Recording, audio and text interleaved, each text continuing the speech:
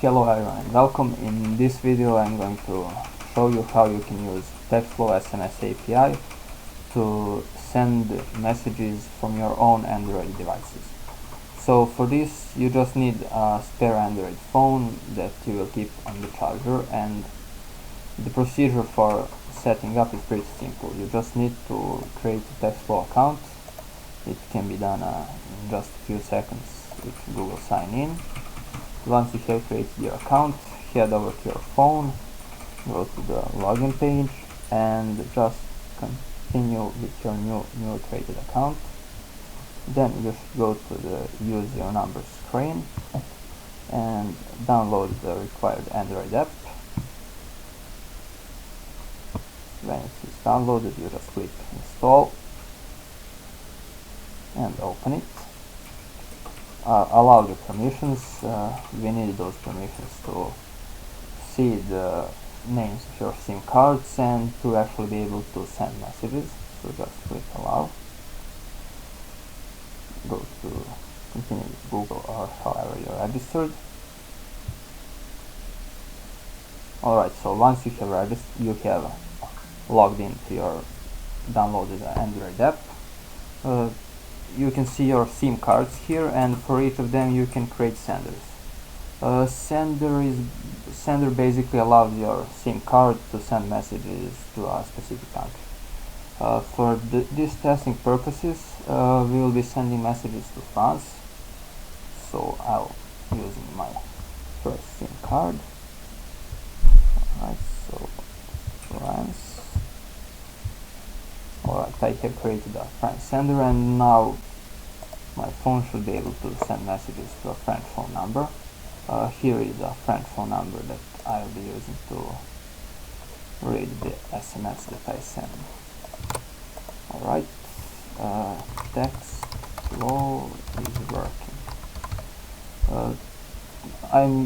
I will be testing this on our website, but I will also show you how you can use code snippets to actually send some code in Node.js. You can also then check the documentation for other programming languages. So to check if it is working, it says that the message is sent successfully, and here it is, TextFlow is working. Alright, so as I mentioned, let's now create a code snippet that actually can send messages from code. For that, I will be using the TextFlow Node.js package. So I need to first, alright, so this is a blank Visual Studio Code project, npm init to initialize our project. Alright, we will then create an index.js. This will be our entry point, and so run this command to install our helper library. Next thing is the library setup. Alright, and use API key. Here it is. Alright, for the API key, you can find it in the API stream that we use to send the test message. It is located here. You can delete it and generate new API keys as you wish. And it is set up. Now we can just run the send message. This is it. And the number that should receive the message is here.